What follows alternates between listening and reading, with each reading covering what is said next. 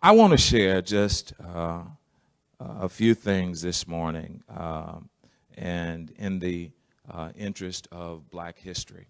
I have a lot of notes here, so I may refer to my notes, but a lot of this is already in me. Uh,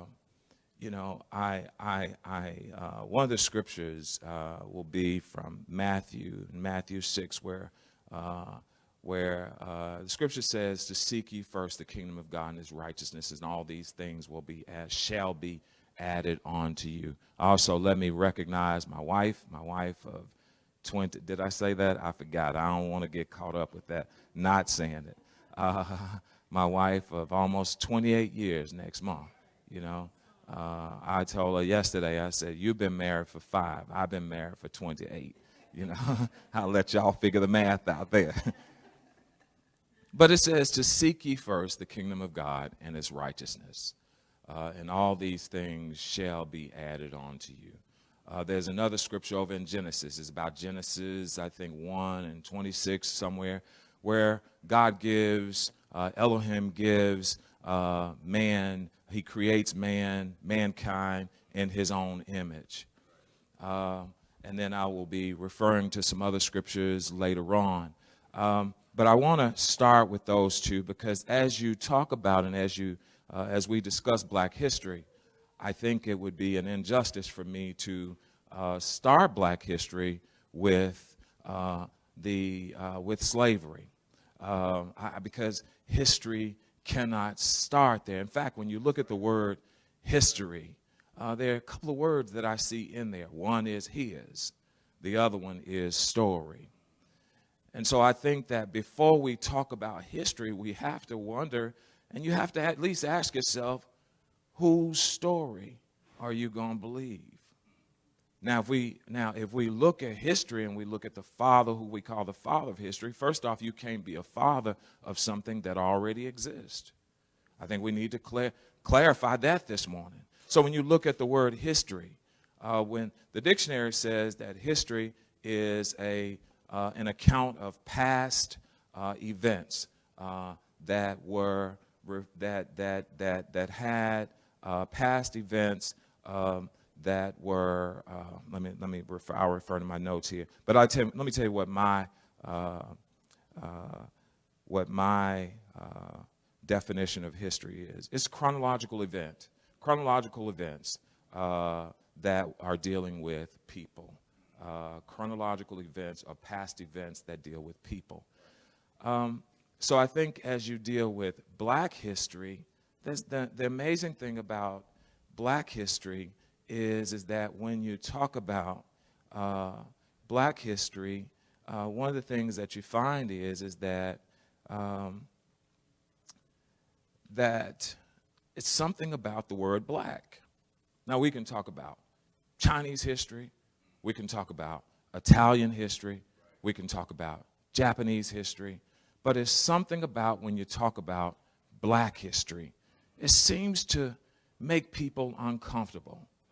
It seems to challenge folks. It seems to people seem to want to throw up when you talk. It's something about the word black. In fact, the dictionary refers to black meaning, says that it is the opposite of white. It refers to black as something evil, as something negative. Every association associated with black is somehow connected or associated with something evil and something negative.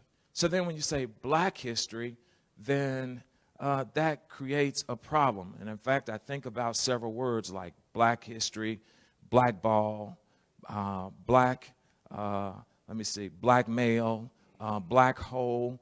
All these things associated with black seems to set off some negative, if you will, some negative undertone, some negative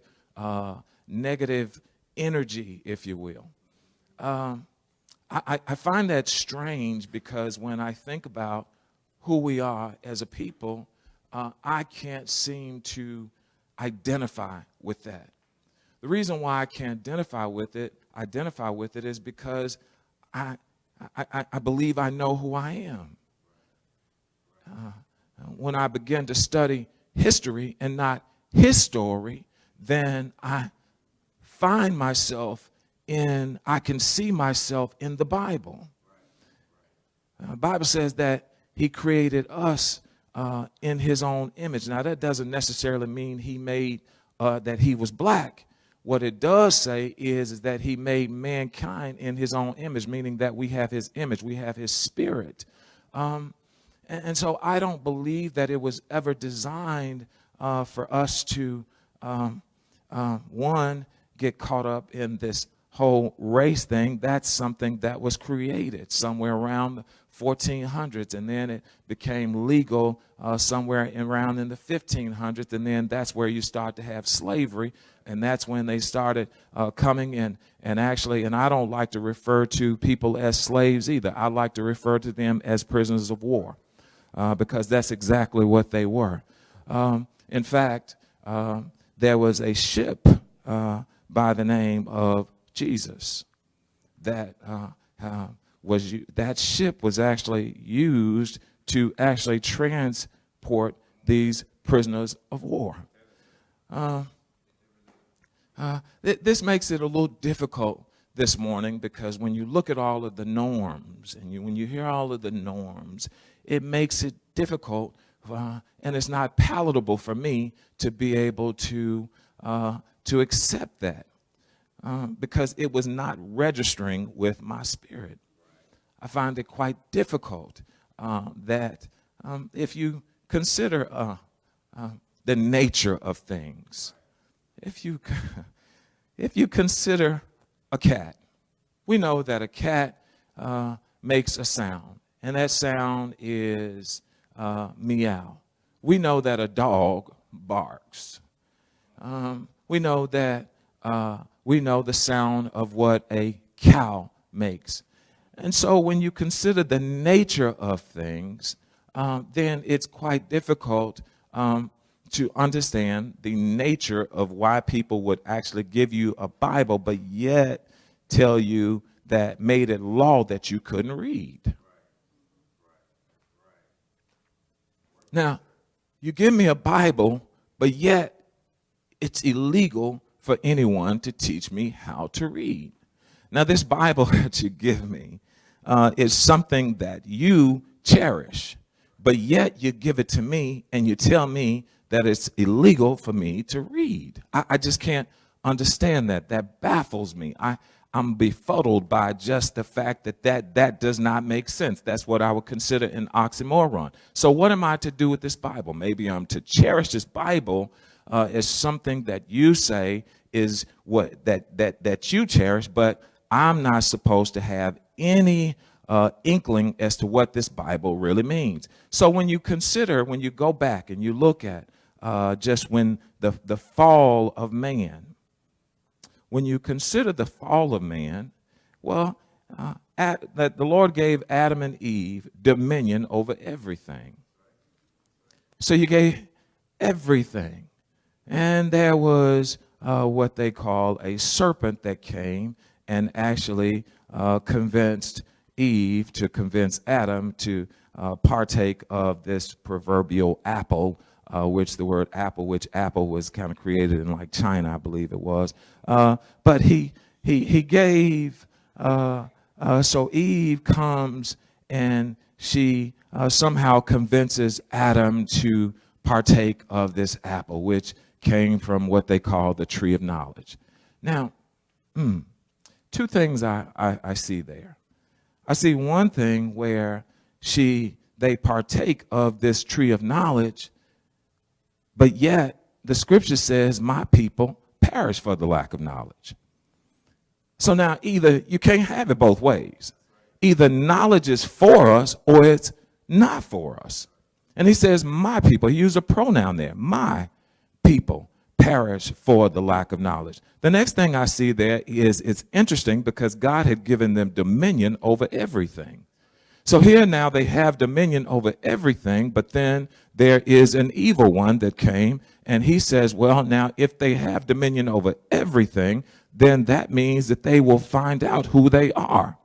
Now, I want to juxtapose that with I want to juxtapose that with kind of where we are with black history.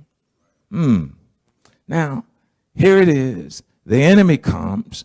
He wants to keep them from having dominion over everything. And then here we are in slavery, and then or prisoners of war, and they don't want us to read, because if we read, then we'll begin to know who we are. But over here, he wants to snatch them and get them to eat from a tree that was forbidden from them, and then that will keep them from knowing who they are. But over here, he wants us not to know who we are, because if we start reading, then we'll figure out who we are.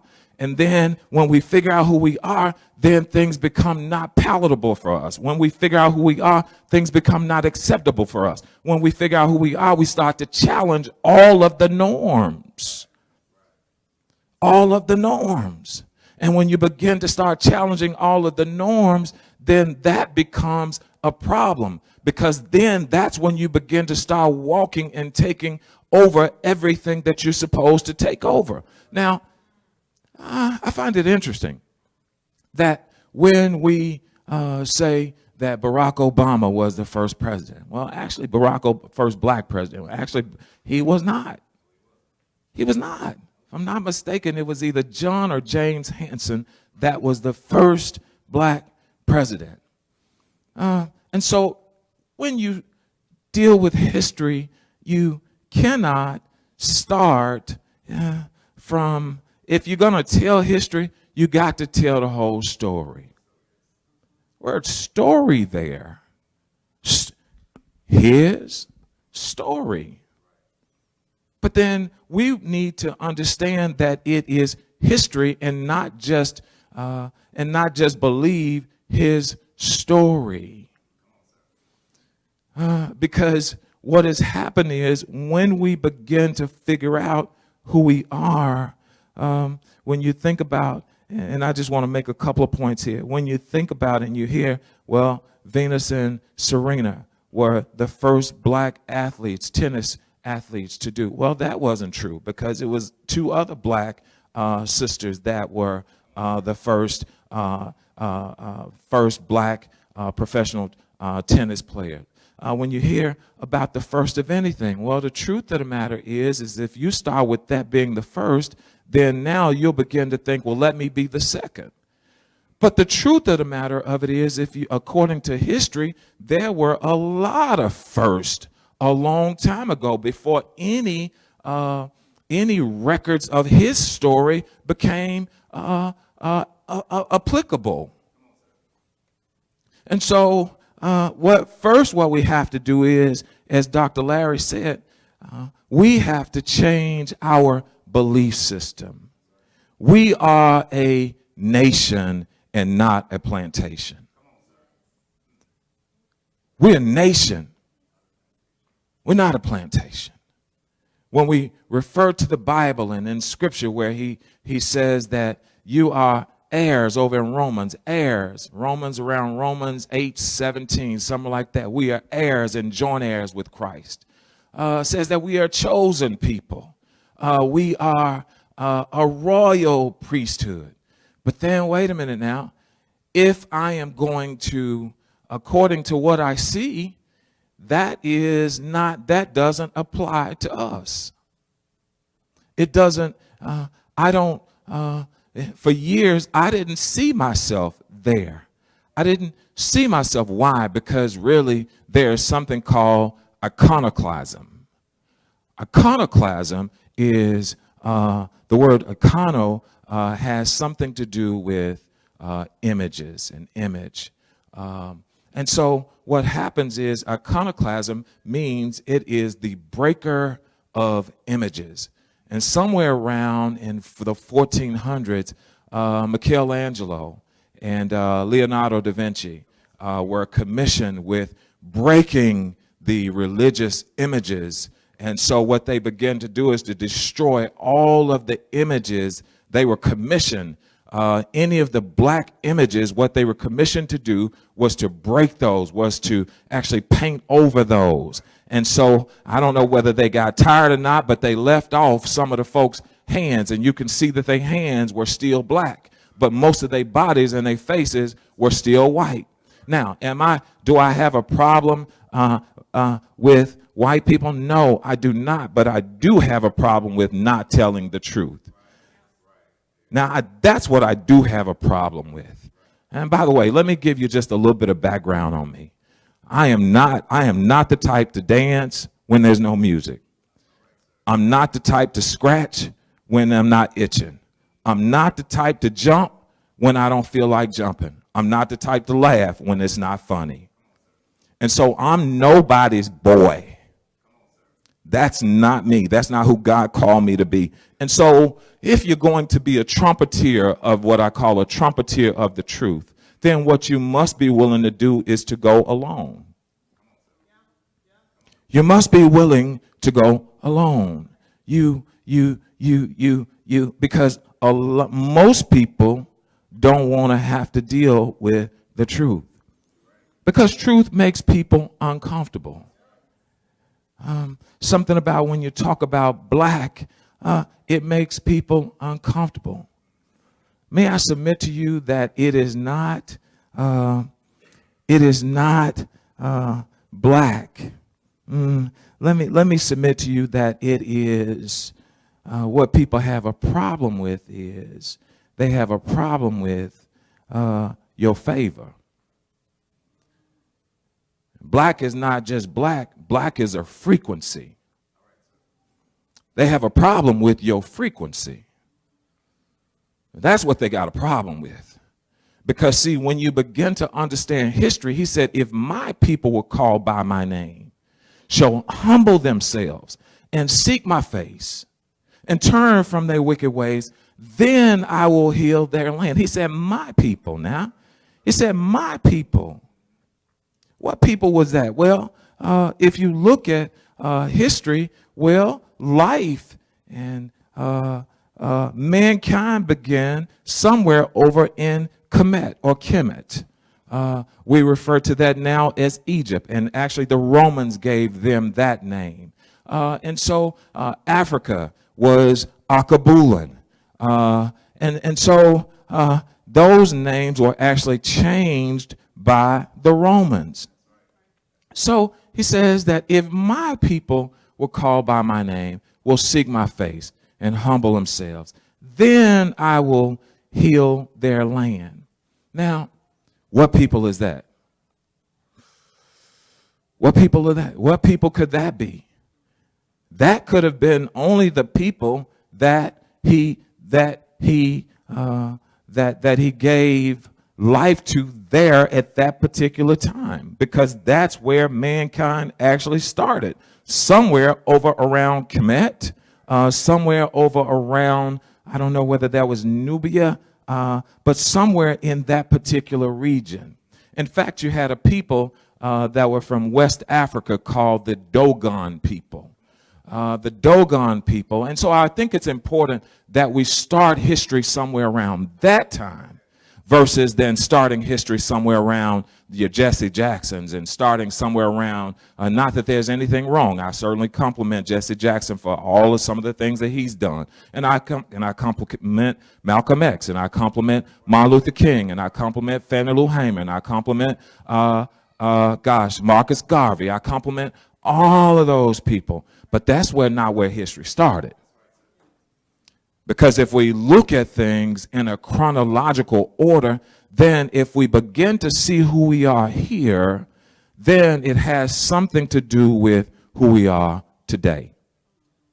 If I know that my dad was, my great-granddad and my great-grandmom were kings and queens, then it makes it difficult for me over here to walk with my pants sagging. It makes it difficult over here for me to listen to certain type of misogynistic type of music. It makes it difficult for me to hear women being degraded. It makes it difficult for me to think that all I am is a drug dealer. It makes it difficult for me to think that all I am is a gangbanger. It makes it difficult for me to think that, okay, man, if I do really well, then I can go and I can get a job and I can trade my services and work for this corporation that really doesn't necessarily have my best interest in mind. It makes it difficult for me because over here, I know what my bloodline is. I know what the intended purpose was, but somewhere around the fall, when the fall happened of mankind, then we begin to lose our purpose and things begin to spiral out of control. So then what happened is an enemy came, an adversary came, and the adversary says, man, wait a minute. If I can go ahead and I can trick these people and not let them know who they are, then I can continue to put out images of them that they will never find out who they are. Now here God is, Elohim, here he is, all-knowing. What he does is he creates mankind because really his intended purpose was for us to come and colonize terra firma, the earth. That's what his intended purpose was. He creates a franchise of heaven. And he said that whatever y'all do on earth is going to be happening in heaven, and whatever y'all bind on earth is going to be bound in heaven. Whatever y'all lock up on earth is going to be locked up in heaven. So he gave us this power. So he gave us this power, but the enemy, the adversary says, no, I'm gonna use this opportunity to colonize earth the way that I want it done versus the way that Elohim actually wanted it done. So then, now let's just be quite clear. Now, it wasn't all Caucasians that really had a hand in the slavery or in slavery or making blacks, if you will, prisoners of war. We've got to admit that the Arabs had a hand in it. The Portuguese had a hand in it. And so, and the Germans, if I'm not mistaken, had a hand in it. And so all of these folks found, if you will, a group of people or a people, if you will, a chosen people, if you will, that were giving. In fact, here's one thing I just want to say. Black folks, by our very nature, imagine this. Here you are in the land of Africa. In fact, Africa is the only continent that is self-sustaining. Africa does not need any other place in the world. It has all the minerals. It has all of the resources. It has everything that it needs to sustain itself. So here we are with a people that have everything. People that have dominion over everything, the fish, the sea, everything. They have everything that they need. And then you have someone that says, well, no, let me go back. So people that have everything. So these people that have everything, they are used to and accustomed to being able to go out and go to a tree and get whatever they want to eat. They're used to having a surplus. They're used to having an abundance of everything. So sharing and giving for them was the norm. It was the norm. So then what you have is you got another group of people that come over and they see that, wait a minute, man, you got kings over there that have all of the gold. You got kings over there that have all of the salt. In fact, there's a king by the name of Mansa Musa. Mansa Musa was the richest. This is black history. This is black history. This ain't his story. This is black history. Mansa Musa was the richest man in the world. We talk about Bill Gates. Well, Mansa Musa had him beat. We talk about Warren Buffett. Mansa Musa had him beat. Mansa Musa made all of his money because he controlled all of the salt and all of the gold. And then what he was responsible for doing was building all of the mosques. And as he built all those mosques are still standing today. So Now, why did I tell you that? Because as I give you these figures in history, hopefully what this will do is to help you to see where we fit in the story. And so I really like to say that I really would like to just use it like this. So I want to talk about an author and the finisher. Who is the author? The author is the penman of really our faith. He's the penman of our history. He is the beginning and he's the end. So you have the enemy, if you will, that came over that says, well, because they are such a giving people, let's see how we can go and actually destroy, how we can break up what they actually have. And so they come over and they destroy or try to destroy and break up really what Elohim, God, intended.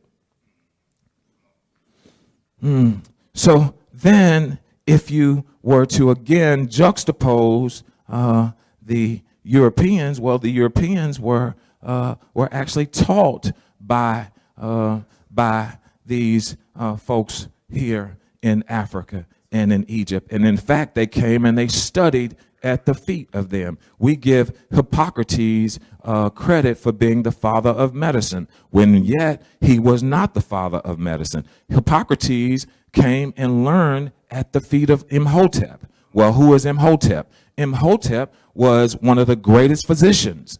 In fact, he was the first gynecologist. He was the first person that actually was able to perform a pregnancy test.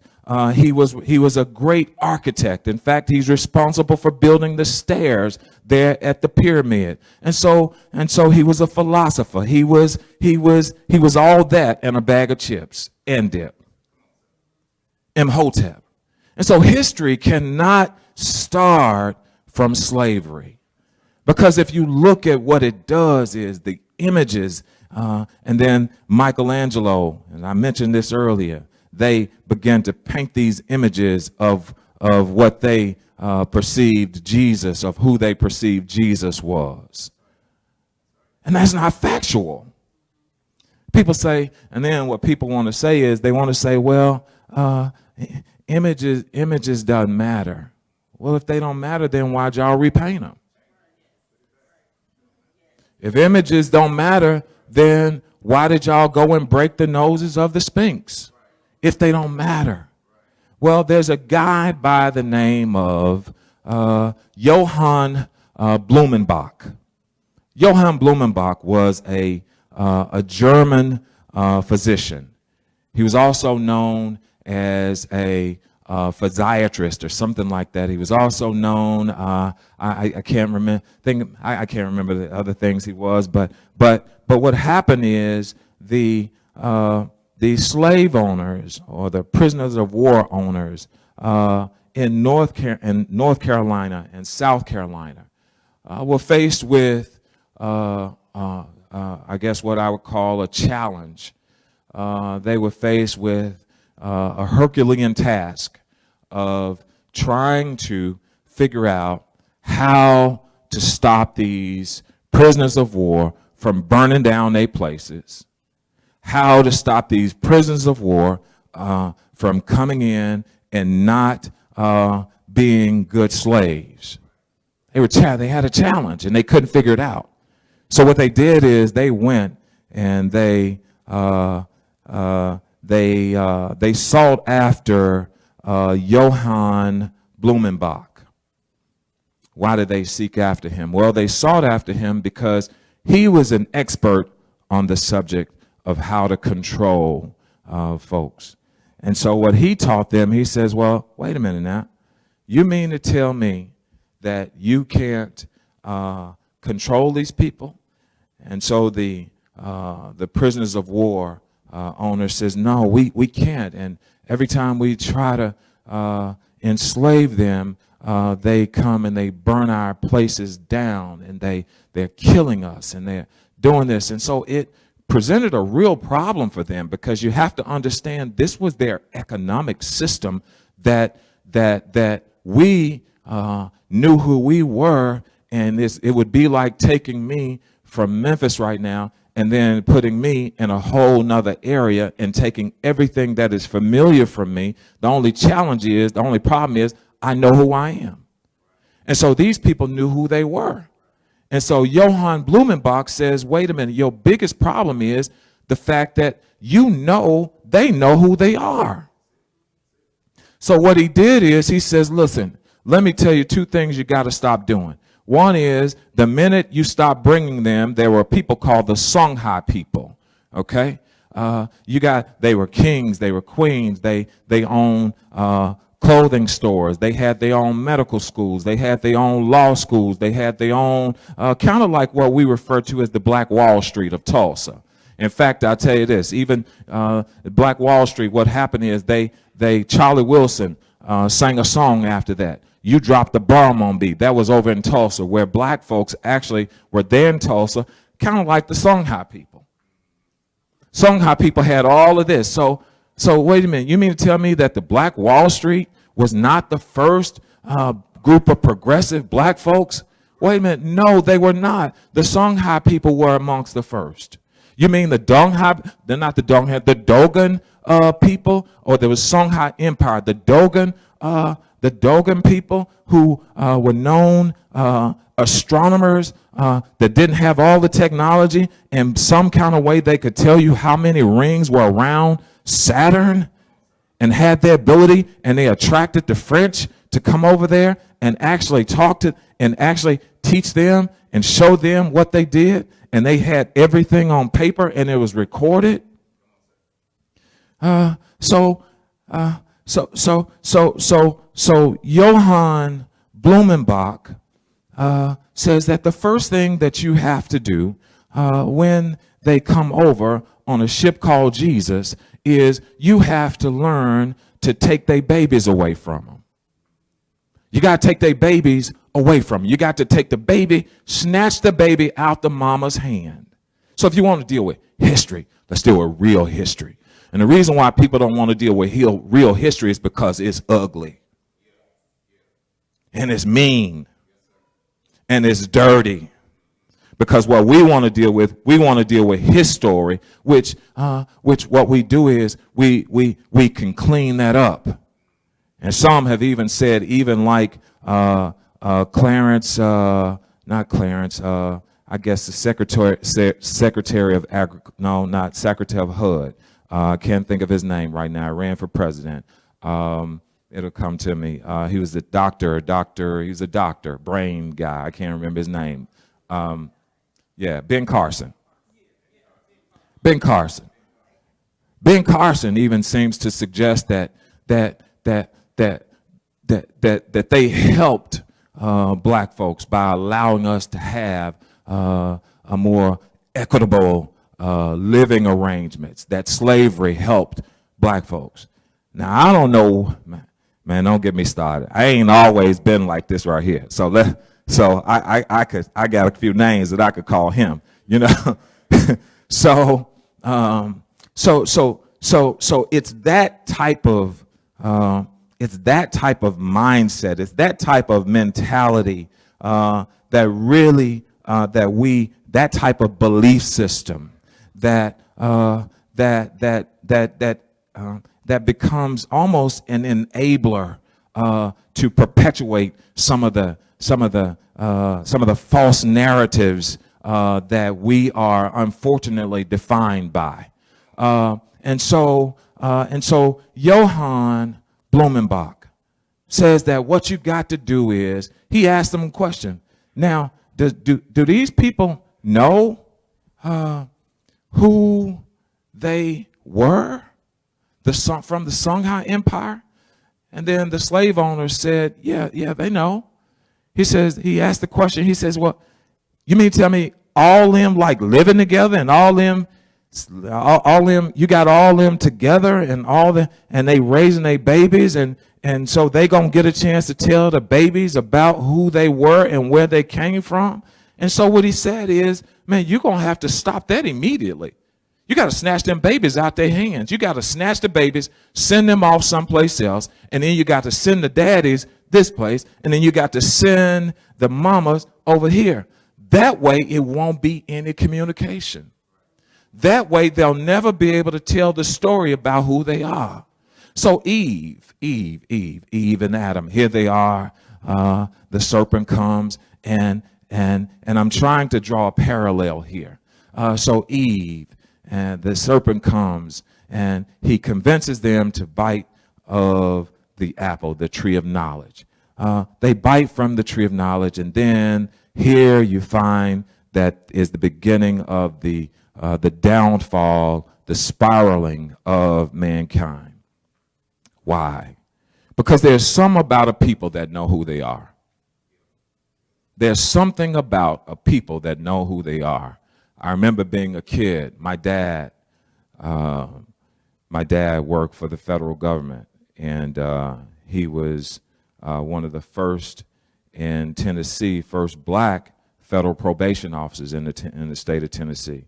Went on to become the first black chief of federal probation there in the federal building. And I remember as a kid,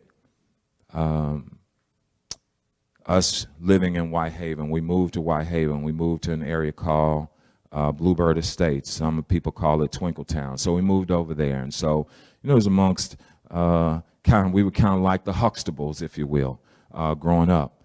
And so I remember the police pulling my dad over at the corner of, this was in the 70s, at the corner of Raines and Elvis Presley. And when they pulled him over, 2 white police officers, and they pulled him over, and when they pulled him over, my dad got out of the car, and they were saying something to him, and he showed us their badge. He showed them their badge, and I believe my dad probably had, knowing my dad, he probably had a few choice words for him also. And then he came back and got in the car, and we drove off. And I remember as a kid being like 7 or 8, I says, wow, my dad is powerful. Why did I tell that story? Because my upbringing has a lot to do with who I am today.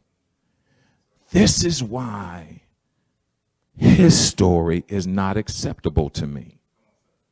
Because it does not line up with history. History didn't start in the 1400s. It didn't start in the 1600s. It didn't start with me being on a slave ship. It didn't start with you telling me that there were only 100,000 people that died in the transatlantic slave trade that were lost at sea. It didn't start with there being really figures suggest that it's about 10 million folks that actually died in the transatlantic slave trade. It didn't start there. Because see, if I started there, then what happens is that everything from that point looks like we have made some advancements. Oh, you missed that. You missed that. You missed that. If I started right there, then what it looks like is everything that we do from that point, we've made an advancement. So when we hear somebody say that Michael Jordan is the first GOAT, he's the first basketball player, or Wilt Chamberlain is the first, or Kobe is the first, or LeBron is the first, or this person is the first. No, that's not true. Because really, our history started way over here. And then what you'll be doing is you will be thinking that, I'm great because I'm going to be the next Michael Jordan. Now, I'm not downplaying any of his accomplishments at all. I'm just saying that is not a good starting point for us because that's a false narrative. That's not the narrative that we want to go by. What we want to go by is who God said that we were in the beginning. That's the only place for us to start. So then I think that when you look at history, I think history has to be, when you listen to history, you have to really challenge yourself to become an excavator, if you will, of the truth. You have to put on your paleontologist hat or your helmet. And you have to dig. If you look at paleontologists, what they do is they dig, but they don't dig with a shovel. They dig with little small toothpicks. The Bible says, seek and you shall find. It says, seek ye first the kingdom of God and his righteousness, and all these things shall be added unto you. Now, these were instructions that he gave his people. Because when you begin to seek, that means that you are pursuing. It means that you have you ever lost anything? Have you ever lost anything, and while you're looking for that particular thing, you are pursuing, you're looking for some money that you or some keys or something that you haven't been able to find in quite some time, and then in looking for those things, you discover that you found something else that has somehow eluded you for years. In fact, you forgot that you even had it. I had a sweater on the other day. And Leah says to me, she says, so you got a new sweater, huh? I didn't get a new sweater. What happened was I forgot I had the sweater, and it was down in the laundry room underneath a whole lot of other stuff. So then what I did is I took it to the cleaners, and then it looked like it was new. Well, what's the point? The point is that there are some things that belong to us, but really his story would have us to think that that you have reached and you have found what it is that you're looking for. But the truth of the matter of it is, what you really should have been looking for is over here. Then you don't, it says, my people perish over in Hosea 4. It says, my people perish for the lack of knowledge. Again, you can't have it both ways. There's nothing wrong with having knowledge. In all thy getting, it says, get an understanding. There's nothing wrong with having knowledge. And so he says, my people perish for a lack of knowledge. Well, what is knowledge?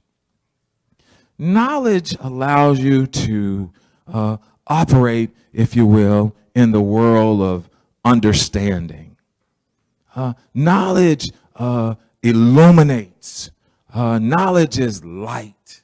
And so anybody that begins to operate in that, then you begin to see things from a different standpoint, from a different vantage point, from a different viewpoint. So knowledge is important, but it says that they perish for the lack of knowledge.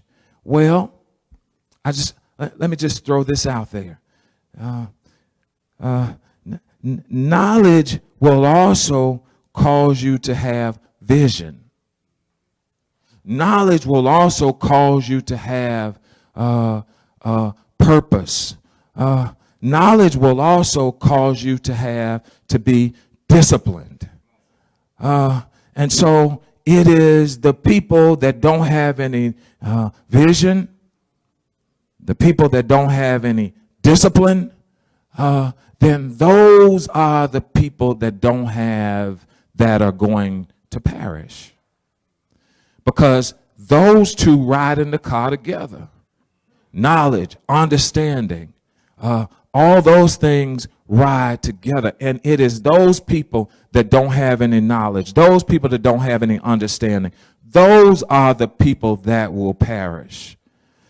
It's amazing because when you think about and when you look at the turbulent times that we live in today, one must really know that God really exists. Because if you were to walk by sight and not by faith, then you're going to get caught up in what you see. This is why I told them that it is impossible to please God without faith. You have to have faith. You've got to be able to walk. You've got to walk by faith. Where's the faith? The faith is right here. In fact, when they refer in the Bible to your mind and to your heart, that's really the same thing. And so what you have to do is you have to walk by what's in here. Because if I walk by what I see right here, then that's going to cause me a problem.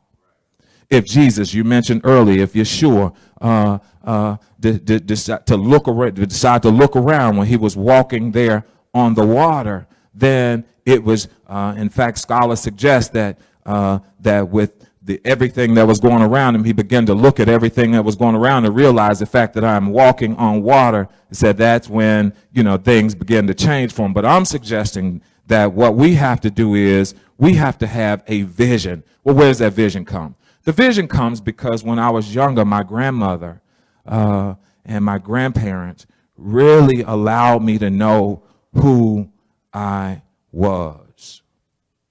And that created a vision for me. In fact, if I were to ask the question today, how many of us know and can pinpoint where our great grandparents, where they were from? I wonder, and you don't have to raise your hands, how many of us here would actually know? I must admit, I don't know. I submit to you that most Caucasian people know. There's a word called territorial imperatives.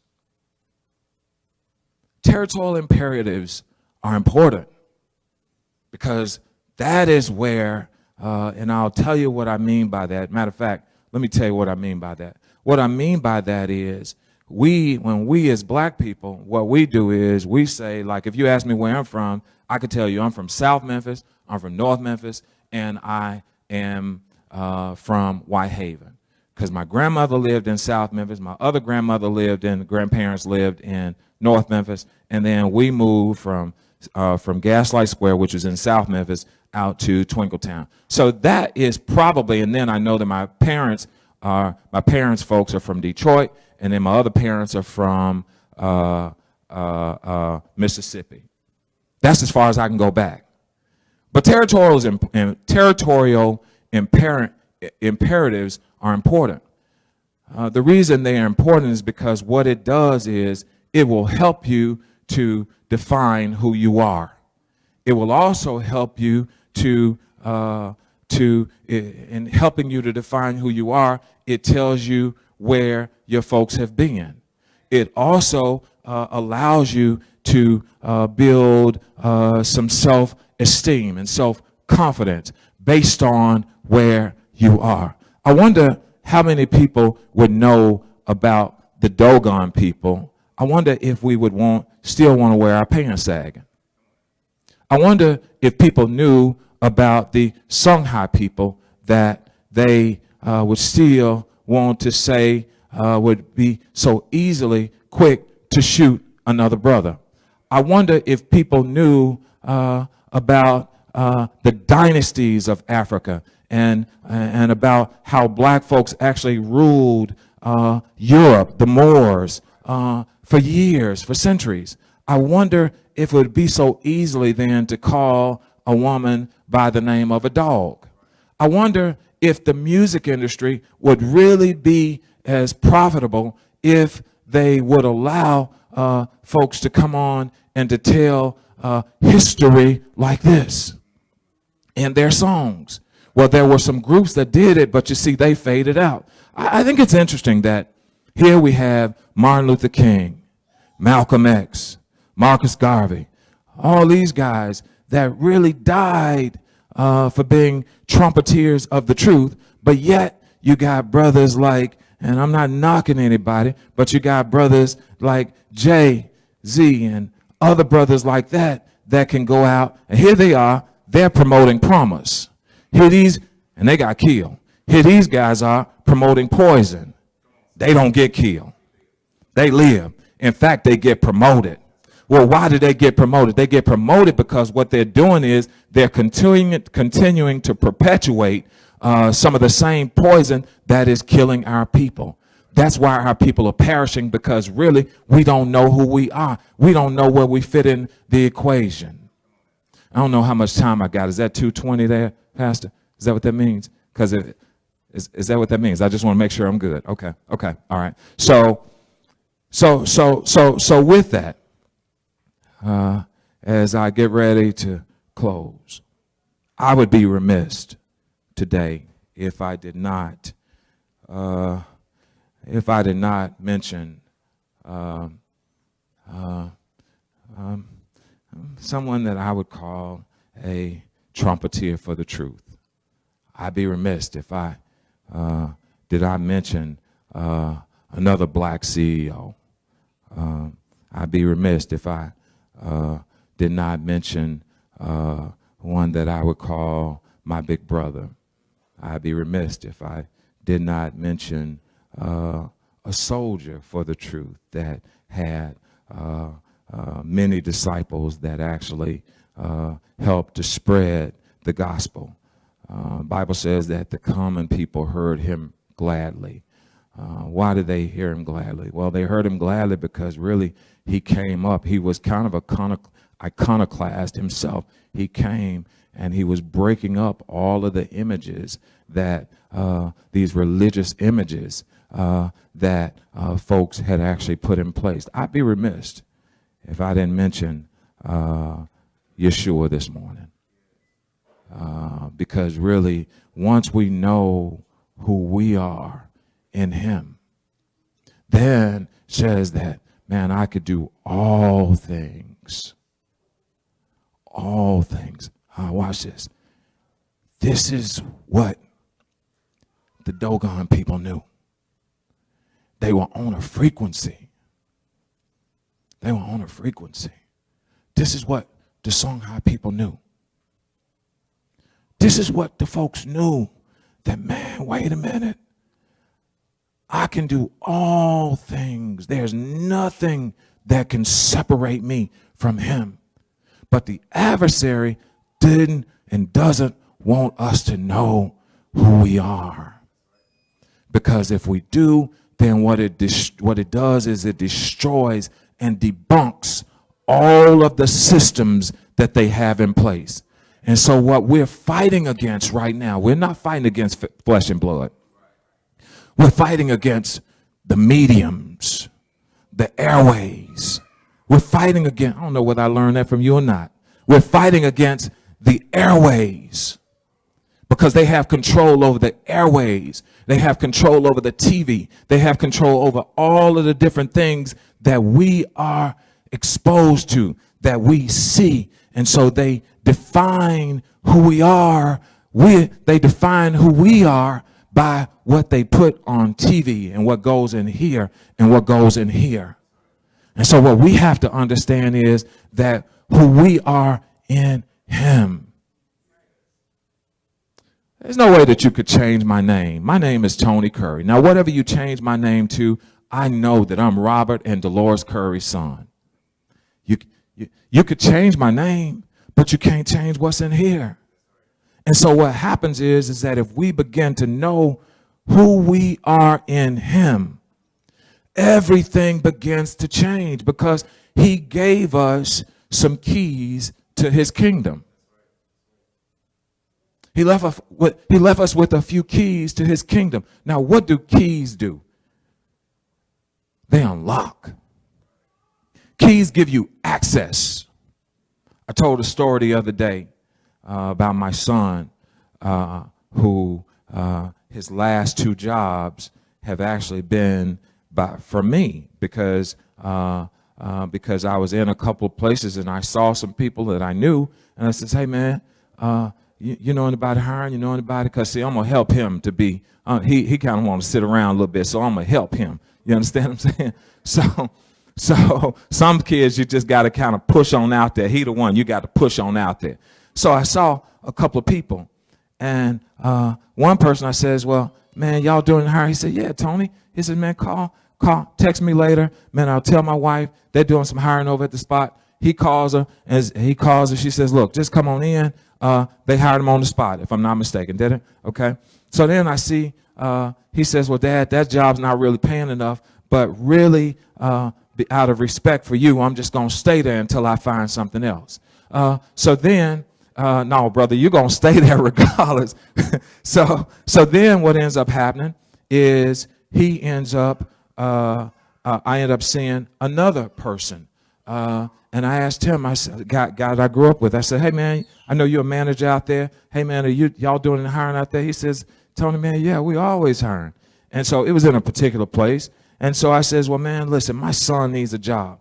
Well, he gets on the phone, he calls someone, and then he says, well, man, Tony, I'll call you when I get to work tonight.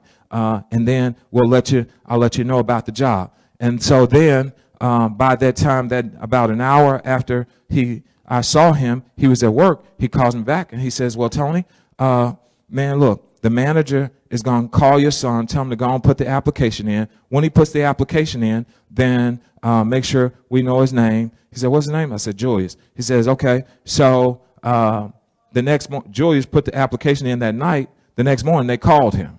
Now, why did I tell that story? I tell that story because my house is my kingdom.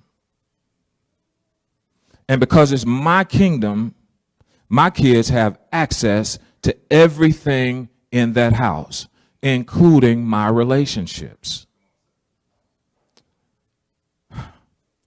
They have access to the air. They have access to cable TV. They have access to the internet. They have access to the telephone. They have access to the refrigerator, which he can't seem to stay out of. They have access to my transportation. They have access to my information. They have access to my relationships because they live in my kingdom. And one of the things that I figured out is that when I began to operate in God's kingdom, and that is in the space, in the realm of obedience, it allowed me to start having access. Then I didn't have to be concerned about whether this was going to be paid, or whether this was going to be paid, or whether they were going to call me for this, or whether they're going to call me for that, because I knew that I had access. I drive a little Toyota Prius, and I have a couple other cars at home, but I drive a Toyota Prius every day because it is, one, it's economical for me. And I'm beyond what people really think, okay? Because I've had the Mercedes and all that stuff and still have some of that stuff, but it's not about what people think. And so I drive a Toyota Prius, and one of the features in the car is it has a feature that allows you to parallel park. It will also park itself. Now, the thing about the car is that what it does is that I didn't realize that it had that feature. And so I happened to be on YouTube one day, and I saw that a Toyota Prius had the self-driving feature. Well, I decided to do a little bit of research on it and start reading. I went out to the car. I was excited because here it is. I'm driving a car. Not that I'm going to ever use it, but has all these different features to it. And I remember driving down the street one day, and let me back up. Well, with that, the disclaimer comes on the screen that says when you engage it, it says, you must take your hands off the wheel. Otherwise, it can cause serious bodily harm, okay, when you engage that. And so I was driving down the street one day, and I asked the Lord, I said, Lord, man, I was having so many problems post-recession. Seems like nothing could really go my way. Well, one, I wasn't being obedient. That's number one. But then two, when I started being obedient, what I realized is he told me, he says, Tony, you took your hands off the wheel and you allowed me to do what I needed to do. And I'm saying that really as a people, what we have to do is we've got to learn how to take our hands off the wheel and let God do what he does. It says, seek ye first the kingdom of heaven, all his righteousness, all these things. What is that? Meaning that all of the stuff that's there in heaven, not just the crib, not just the cars, not just the cash, everything. Heaven is way bigger than just that. But everything shall be added unto us. The biggest thing that you want is access to the kingdom. Access to what? Access to wealth, access to health, access to relationships, every good thing that the kingdom offers. And so in my closing, as I mentioned, that I would be remiss if I did not mention Yeshua. I'd be remiss if I didn't mention someone that actually hung on the cross for me. I'd be remiss if I didn't mention that he had the power and the ability to sustain me, but more importantly, to sustain a people. And so you can't have, in fact, it shouldn't just be Black history. It should be history, period. It shouldn't be just Black history. Why does it have to be just Black history? And by the way, you give me 28 days to celebrate it, and I'm supposed to be happy? That's the shortest month in the year. And I'm supposed to be happy with that? You give me 28 days to say, okay, y'all go on, talk about y'all stuff. You give me a few commercials, and I'm supposed to be happy with that? When yet I know that I'm supposed to have dominion over everything? And so what we have to be willing to do as trumpeters, as believers, we have to be willing to go out here and to tell the truth. It may be painful. It may be uncomfortable. I have white friends that I'm with all the time. Well, guess what? I'm just the type, man, if you're stepping on my foot, I'm going to tell you. And I'm going to tell you it hurts. God can't be pleased with the fact that Bible says, and I'm closing, Bible says that the harvest is full, but the laborers are few. Let me break that down. We want to say, yeah, the workers don't want to work. That's the way we want to put that. We want to say that the workers don't want to work.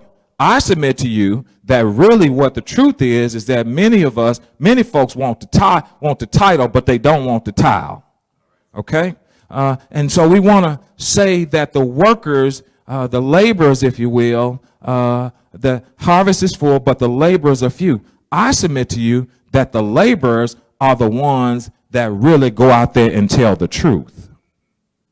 And so many people don't want to tell the truth because what it's going to do is it's going to disrupt their congregation. It's going to disrupt their pews not being full. It's going to disrupt their money flow. And so the church is complicit. They are complicit in perpetuating untruths. I work for myself. So really, I can come and tell the truth. Can't nobody fire me. Okay? So the church is complicit.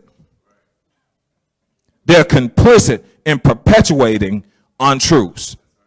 Well, how do you say, well, how's it an untruth? It's an untruth if you don't start with history being right here. It's an untruth if you don't tell people about the Songhai folks. It's an untruth if you don't tell people, man, that we are more than just what they say we are, slaves. It's an untruth if you don't confront the injustice. It's an untruth. And that is not the God that we serve. And so what we have to do is to be willing to stand. Bible says that you have to contend for the faith. That's why I don't back down. I really didn't even want to be no minister. I didn't even want to because I knew that what I saw I wasn't pleased with. Because I'm like, man, you got people out here that really need help. And all you got for them is a word. Winos share wine together. Huh? If you smoking weed, y'all gonna pass a blunt together. Y'all gonna share a blunt together. But here in the church, what we gonna do is, well, I'll be praying for you. That's not enough. That's not enough. And so the church is complicit, in my opinion, with continuing to perpetuate untruths. And so what I want to do is, and my part of it is, to contend for the faith. I want to continue to share the truth in every place. They say, go into the hedges and highways and proclaim the gospel. The common people heard him gladly. Because there's some people out here, the common people, that want to hear what we got to say. And as I take my seat, I certainly want to thank you all for just an opportunity to be able to share this morning. And I hope that I've said something that will encourage the hearts of the folks this morning. God bless you.